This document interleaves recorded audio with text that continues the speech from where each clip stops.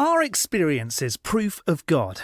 I don't think so, but two Christian apologists seem to think that because someone can experience beauty, therefore beauty exists, that also applies to God. So I'm going to try and see if I can make sense of what they're saying.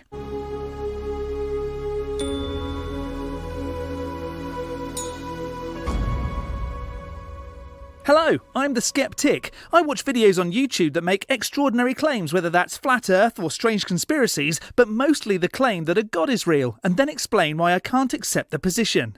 Before we get into today's video, please do subscribe, hit that bell notification to be alerted for my next video, and drop a like. That would be awesome. In this God Squad video, Capturing Christianity have an excerpt from a longer video, and the clips from today are already from an 11-minute video, so goodness knows how long the original is.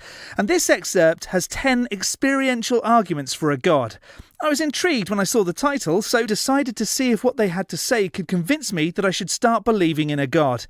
With almost 100,000 subscribers, surely what they have to say would be given some credit, right? You don't get to 100,000 subscribers by spouting nonsense. Or do you? Let's give it a go.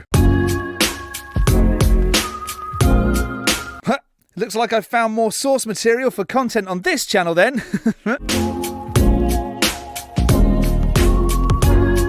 Oh, that reminds me, the link to the original video is in my description, as well as a playlist of more videos on this theme from me. Well, let's get back into it. Let's get the arguments back on the screen here. So, experiential arguments is the next section. We've got a quote from William James. I'll let you take it away. William James? You're starting out with someone who already was an outspoken believer. Confirmation bias much? For those who don't know, William James was an American philosopher of religion. He's fairly well known for his paper and lecture, The Will to Believe. He put together this essay to defend, in certain cases, the adoption of a belief without prior evidence of its truth.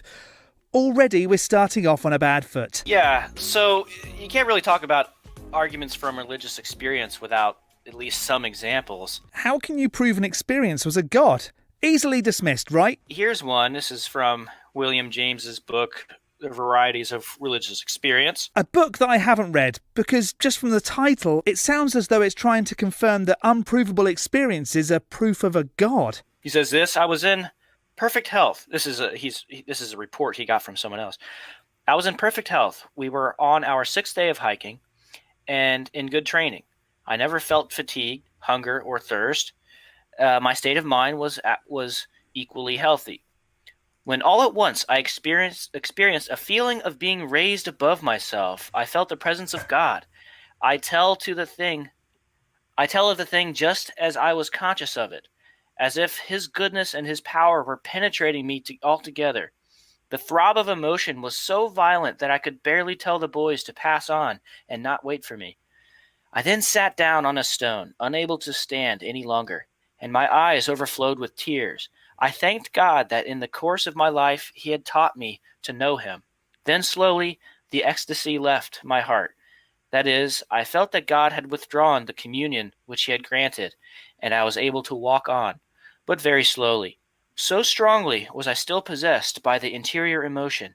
At bottom, the expression most apt to render what I felt is this: God was present, though invisible. He fell under no one of my senses, yet my consciousness perceived Him. Not once is any way of telling a God was present offered here. This person had a feeling. So what? Could that feeling have been misunderstood and was actually fatigue presenting itself in a different way? Could invisible pixies be dancing all over this person's body and that forced the person to sit?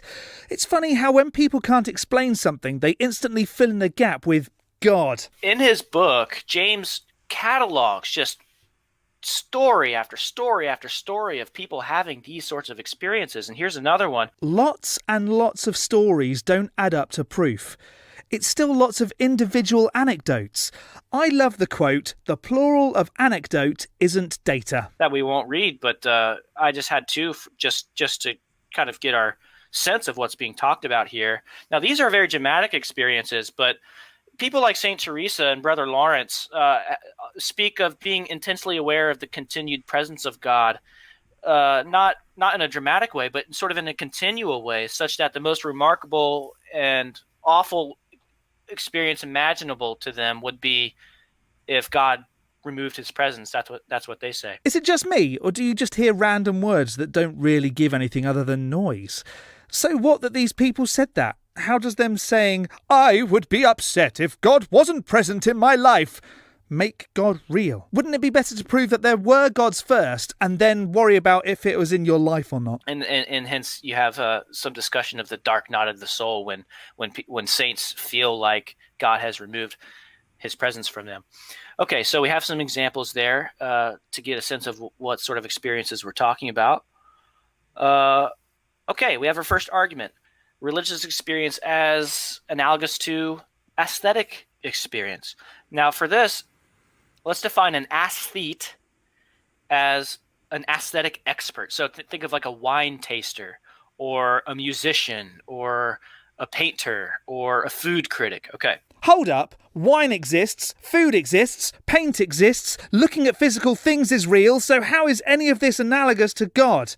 All of those things are provable. Not movie critics, because all movie critics suck, apparently. Do they, though? Or do you just not believe what they say? Funny that. I know other situations where that's applicable. Just of the highbrow end.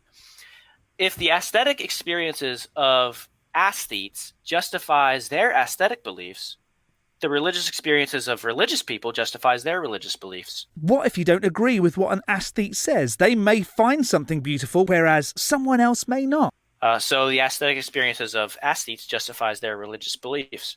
Or the aesthetic experiences of aesthetes justifies their aesthetic beliefs. It only justifies it to that person, not necessarily to everyone else. There'd have to be demonstrable reasons to encourage other people to see it that way too. So the religious experiences of religious people justifies their religious beliefs. So religious experience of God justifies belief in God. It only justifies it to the person that experienced it, and even then it doesn't prove it. It's basically saying, I experienced this. I can't explain it. Therefore, God. I don't accept that. But how does the person that experienced the thing that they experienced know that it was a God that they experienced? John Hick's work kind of launched discussion of the argument from religious experience for contemporary philosophy of religion. And the main idea is that, look, if widespread, consistent, and persistent religious experience of God is unreliable, then so is our sense experience generally, because we seem to experience God, or people claim to have religious experiences just as frequently as sense experience generally. So if one is not trustworthy, the other one isn't trustworthy. But it's also been proven that senses can be tricked and therefore would be incorrect in their assessment. So how would we go about proving when our senses are correct and when they're not? So it's a kind of a parody argument, and you'll see this come up again as we go through a few more.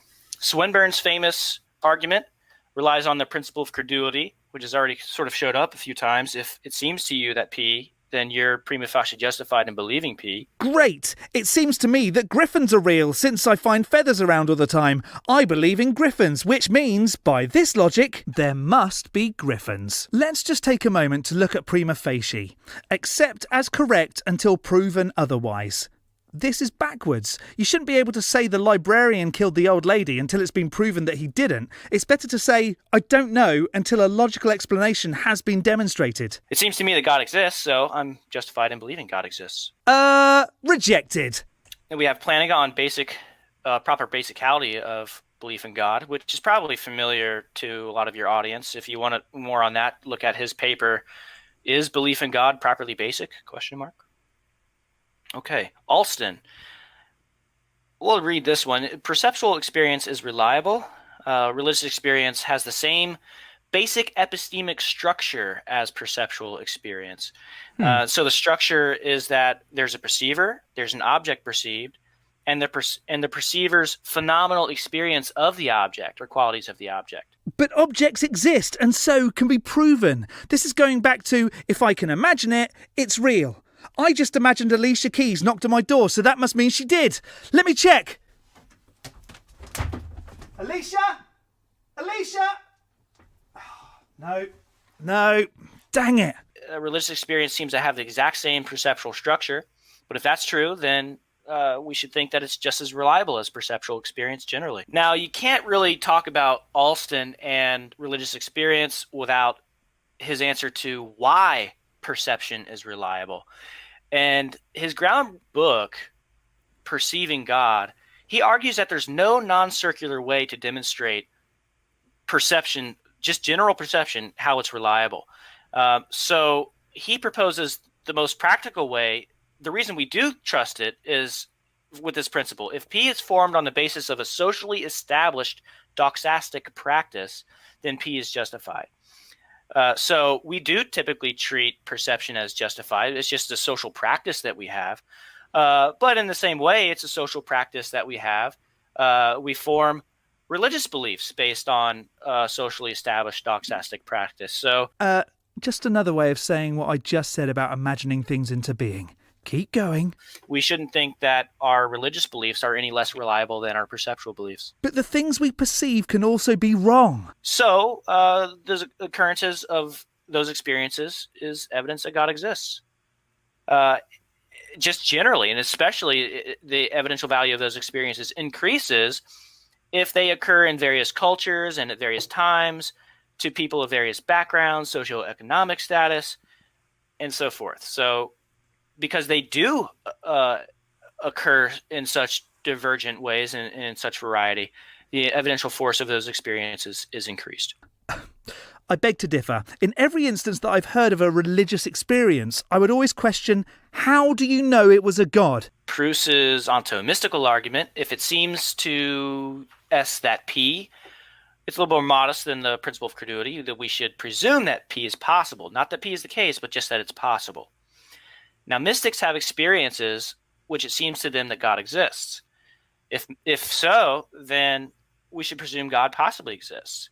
If we should presume God possibly exists by S5, we should presume he does exist. Lots of different people having unique experiences that they either don't understand or can't explain doesn't equal a god. This goes back to the anecdote not equaling data quote. There are many people who believe God has promised to them to help them develop spiritually, who then do develop spiritually. How do we tell the difference between someone who thinks they've developed spirituality and someone who actually has? This phenomenon is widespread enough that it's evidence that God basically keeps his promise. He does help people develop spiritually. Can you prove that beyond someone's feeling? Probably had people on your channel before talk about near-death experiences. Am I right? Yep. So let's not talk about the nature of them. Let's just say let's just look at how they could be used in arguments for God's existence or life after death. Let's just go ahead and scroll through these. I just formulated how they could be used as arguments for theism. I'm actually stunned. How is any of this relevant to a god's existence? It seems to be trying to justify what people think, therefore truth, which we all know isn't acceptable. Oh, well, that was an abrupt ending. So, feelings are justification of existence. What do you think? How would you have answered these arguments? Let me know in the section below. I feel that these apologetics fell flat and didn't offer us anything new, so we can skeptic these faulty arguments as being dealt with. Don't forget to hit the like button and subscribe if you haven't already. From me, the Skeptic, stay safe, keep thinking logically and ask questions. Skepticism is the first step towards truth. See you next Saturday.